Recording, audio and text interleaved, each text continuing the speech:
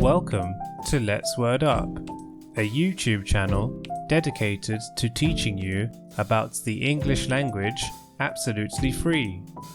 We cover grammar, idioms, equip you with daily words and much more.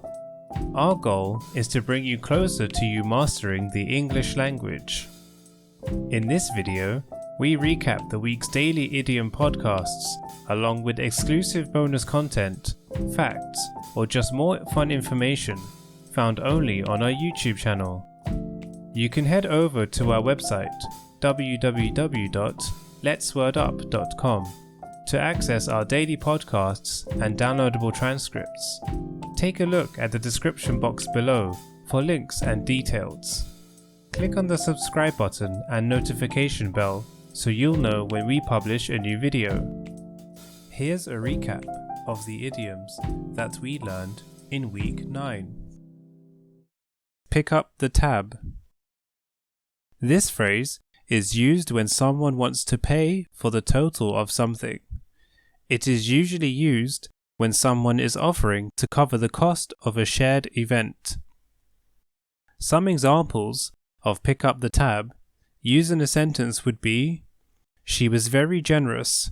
She picked up the tab for our first date. I'll pick up the tab so you don't have to worry about money.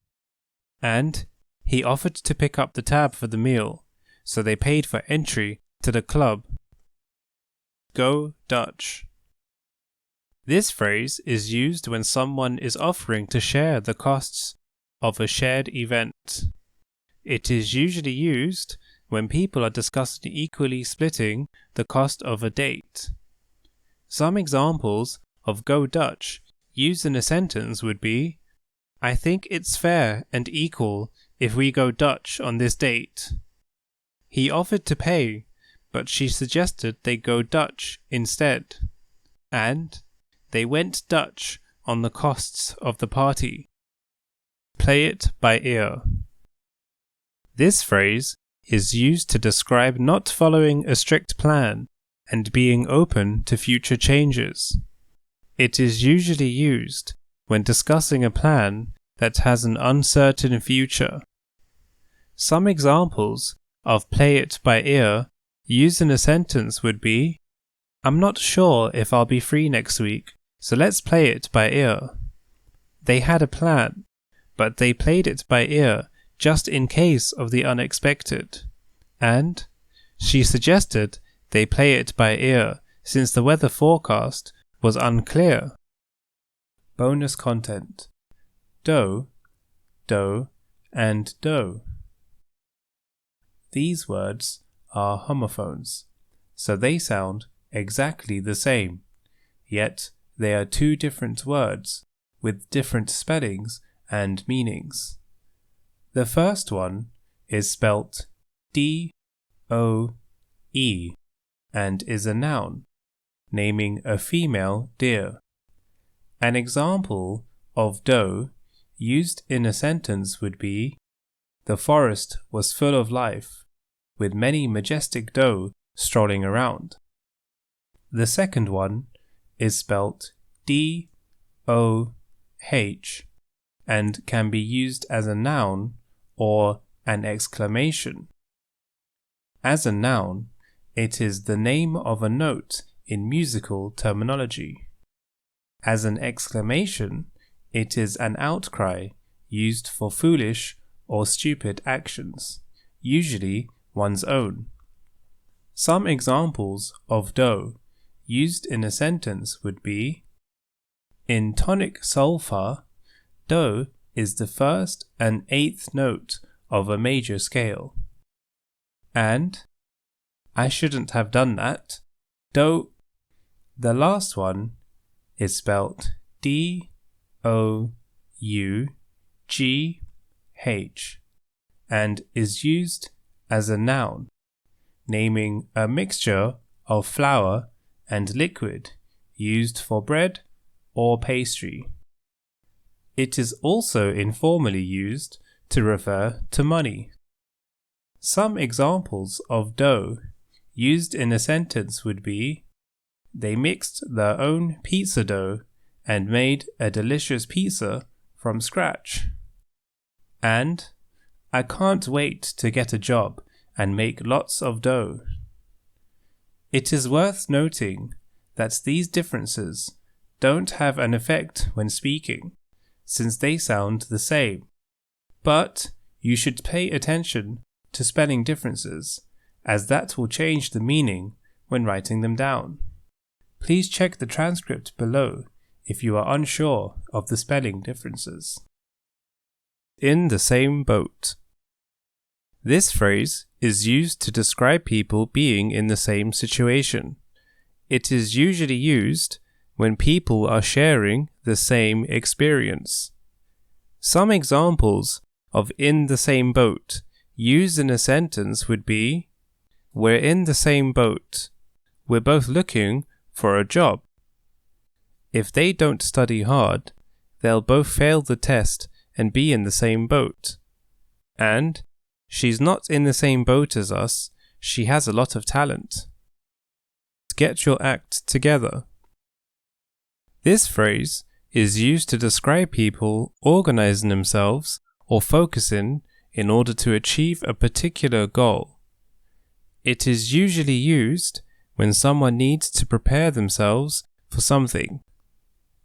Some examples of get your act together used in a sentence would be, we're trying to get our act together. We're exercising every day to get fit. They'll need to get their act together if they want to win the tournament. And she wasn't doing very well, but she got her act together in the end. Hot water.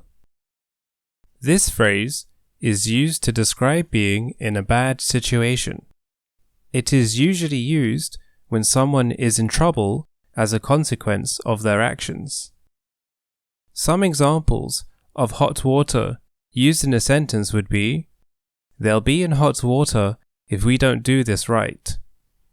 He's in hot water. He broke his mother's favorite vase. And I'm behaving myself. I don't want to get into hot water. In their shoes. This phrase is used to describe being in the same situation as someone or seeing things from their perspective.